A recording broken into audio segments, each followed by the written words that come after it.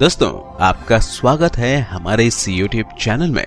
दोस्तों, क्यों है शिया और सुन्नी के बीच मतभेद? दोनों मुसलमान कहलाते हैं, मजहब एक है, दोनों पैगंबर मोहम्मद को मानते हैं, दोनों सिर्फ अल्लाह के आगे झुकते और सजदा करते हैं, नमाज भी दोनों 5 वक्त की अदा करते हैं, दिल भी दोनों का इस्लाम है।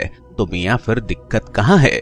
क्यों शिया और सुन्नी के बीच इतनी दूरियां हैं? क्यों नफरतों के बीच फूटते रहते हैं? जब दोनों के मजहबी अमल एक ही कुरान पर आधारित है, तो फिर क्यों इसके बाद भी शिया और सुन्नी के बीच मतभेद उभरते हैं? आज हम इसी मतभेद के पीछे की वजह पर से पर्दा उठाने की कोशिश करेंगे। दोस्तों, यह मुद्दा इसलिए खास है क्योंकि दुनिया में बहुत से इस्लामिक देश ऐसे हैं जहां पर एक ही धर्म के लोगों के बीच में कट्टरता उनके अलग समुदाय होने की वजह से है। यह टकराव आज का नहीं बल्कि शिया और सुन्नियों के बीच यह टकराव और नफरत का इतिहास 7वीं सदी से ही है। इसकी मुख्य वजह रही इस्लामिक पैगंबर मोहम्मद की मृत्यु। 632 ईस्वी में उनकी मृत्यु के बाद ही शिया और सुन्नियों में फूट पड़ी। सारे मुस्लिम धर्म के लोग पैगंबर मोहम्मद को इस्लाम धर्म का संस्थापक मानते हैं, परंतु जब उनकी मृत्यु हुई तो बाद में उनके उत्तराधिकारी को लेकर मतभेद शुरू हुआ कि अब इस्लाम का खलीफा कौन होगा। इसी बात को लेकर दोनों समुदाय अलग अलग बढ़ गए। सुन्नियों का मानना था कि मोहम्मद साहब का उत्तराधिकार उनकी पत्नी के पिता और उनके करीबी दोस्त अबू बकर को मिलना चाहिए। ये मानते थे कि इस्लाम का नेतृत्व अबू को ही करना चाहिए क्योंकि मुस्लिम समुदाय में उन्हें लेकर सहमति थी। जबकि शियाओं का मानना था कि मोहम्मद साहब ने अपने कजन और दामाद हजरत अली को उत्तराधिकारी बनाया था। यह विवाद लंबे संघर्ष के रूप में तब्दील होता गया कि इस्लाम का उत्तराधिकारी कौन होगा। सुन्नियों का मानना था कि मुस्लिम नेताओं को उत्तराधिकारी उन्हें बनाना चाहिए जो योग्य हैं, जबकि शियाओं का मानना था कि मोहम्मद साहब के खून से संबंध रखने वाले को यह जिम्मेदारी मिलनी चाहिए। इसी विवाद के चलते अंत में अबू बकर को खलीफा घोषित किया गया। इसके बाद उमर और उस्मान को खलीफा बनने के लिए चुना गया और फिर चौथे नंबर पर बारी आई हजरत अली साहब को खलीफा बनाने की। अब इस चुनाव को लेकर भी विवाद रहा क्योंकि शिया मुस्लिम मोहम्मद साहब के बाद उनके खलीफा की गिनती में सबसे पहला नाम हजरत साहब का ही शामिल करते हैं और अपने प्रमुख नेता को खलीफा के बजाय इमाम का नाम देते हैं। वहीं इसके विपरीत सुन्नी मुस्लिम हजरत अली को चौथे खलीफा के स्थान पर रखते और मानते हैं। इस विवाद से पहले सभी इस्लाम के मानने वाले मोहम्मद साहब को ही अपना पैगंबर मानते हैं। इस बड़ी आबादी के बीच विवाद की मात्र वजह हजरत अली को प्रमुख नेता बनाने की वजह से शुरू हुआ था। इन दोनों ने शिया और सुन्नी नाम का चुनाव ही अपने हिसाब से किया। सुन्नी शब्द अहल अल सुन्ना मतलब लोगों की राह से आया है।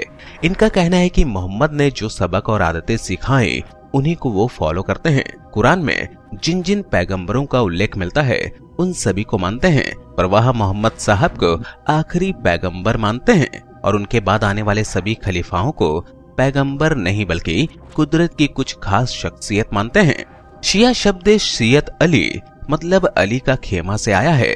इनका मानना है कि इस मत का सीधा संबंध मोहम्मद के खून से है।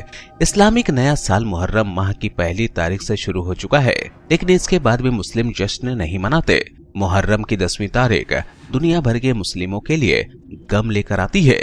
मुहर्रम यानी हिजरी का महीना इस्लामी इतिहास के ऐसे हिस्से की याद ताजा कर देता है जो पूरी दुनिया के मुसलमानों के लिए मातम की वजह होता है।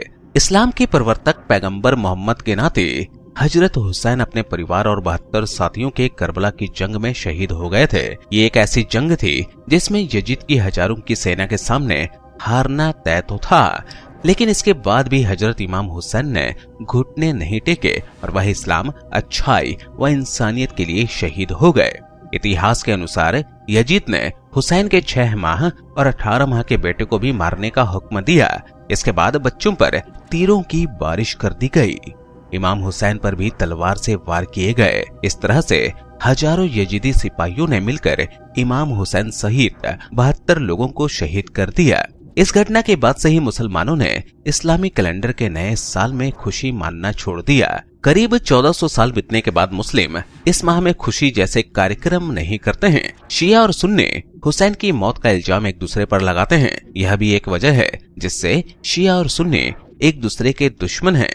शिया इस्लाम की शुरुआत एक आंदोलन के रूप में इस्लामिक समुदाय के बीच खास रूप में शुरू हुआ था। आज की तारीख में ये अल्पसंख्यक हैं, प्यू रिसर्च के मुताबिक दुनिया भर की मुस्लिम आबादी में शियाओं की तादाद 10 से 13% तक है। 87 से 90% सुन्नी है। प्यू ने पाया कि बहुसंख्यक शिया आबादी महज कुछ देशों में रहती है। ये देश है ईरान, पाकिस्तान, इंडिया और इराक। ईरान की आबादी 77 मिलियन है और यहाँ शियाओं की आबादी 96% है। इसका मतलब यह हुआ कि दुनिया की 1/3 शिया आबादी ईरान में ही रहती है। दूसरी तरफ मिस्र, सऊदी अरब और जॉर्डन सुन्नी प्रभुत्व वाले देश हैं।